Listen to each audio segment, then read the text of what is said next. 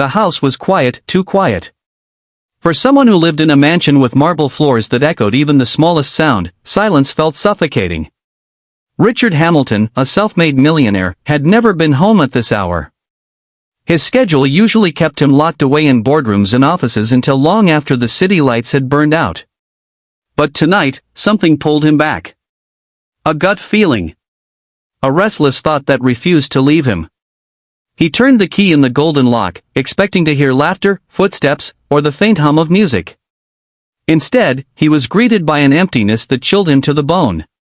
He walked through the hallway, his shoes clicking against the polished floor, each step sounding louder than the last. Something wasn't right. He could feel it. As Richard approached the living room, he froze. What he saw nearly brought him to his knees.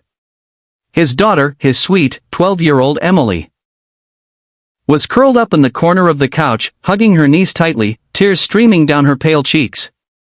Her tiny shoulders trembled as though she had been crying for hours. And beside her stood his wife, Victoria, not with arms of comfort, but with eyes cold and sharp, glaring down at the child as though she were nothing. "Please, don't," Emily whimpered, her voice broken. "I'll do better. I promise. Don't hurt me again." Richard's chest tightened as the words sliced into him like knives. In that instant, everything he thought he knew about his perfect family, his perfect wife, his perfect home, shattered into pieces. "Victoria!" Richard's voice thundered across the room, echoing with rage and disbelief. "What on earth is going on here?" Victoria spun around, startled, her mask of charm slipping for the first time in years. "Richard! I didn't expect you so early." His eyes narrowed. "Clearly." Emily's teary eyes widened when she saw her father, and she bolted across the room, throwing herself into his arms. "Daddy," she sobbed. "Please don't leave me again." Richard wrapped her trembling body against his chest, his heart breaking with every shiver he felt from her tiny frame. For years, he had drowned himself in work, believing he was doing it all for her, for their family. He thought money, security, and luxury were the greatest gifts he could give. But in that moment, as his daughter clung to him as if he were her last hope, Richard realized he had been blind. The empire he built came at the cost of the one thing money could never buy: love and protection. The days that followed were filled with confrontations and revelations.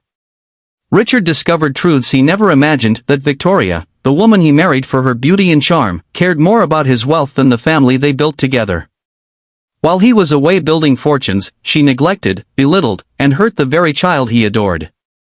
Emily had been living in silence, too afraid to speak up, too afraid he wouldn't believe her.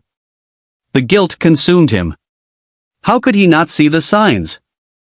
How many nights had Emily cried herself to sleep while he sat in meetings or traveled across continents? Richard's success in the world felt like failure at home. But he made a choice, a promise, that things would never remain the same. He divorced Victoria swiftly, despite her threats and manipulations. The battle wasn't easy. She tried to take more than her share, tried to paint him as a man too busy to be a father.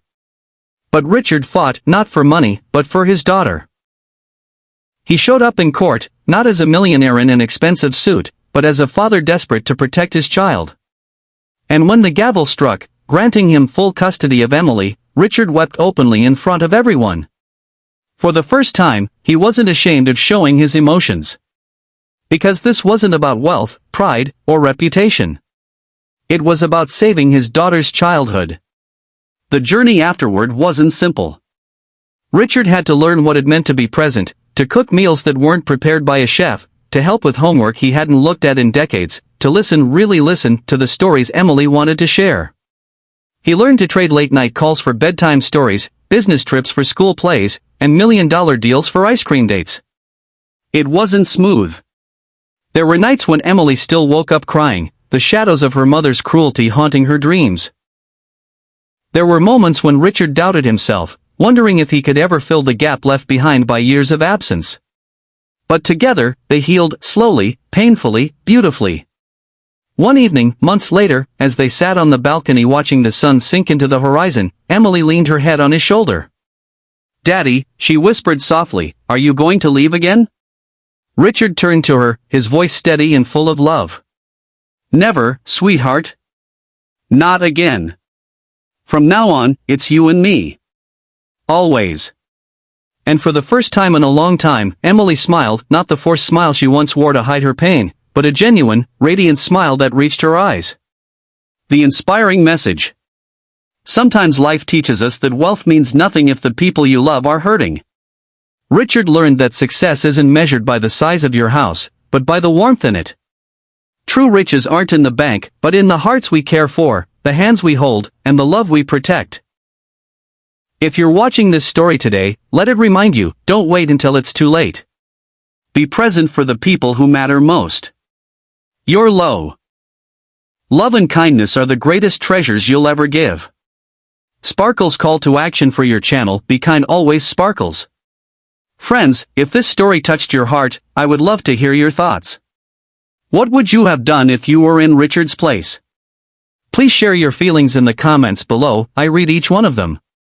And if you believe stories like this can change lives and inspire hearts, don't forget to like this video, share it with someone who needs hope, and subscribe to my channel Be Kind Always for more powerful stories. Because at the end of the day, kindness is what makes us truly rich. Sparkling heart.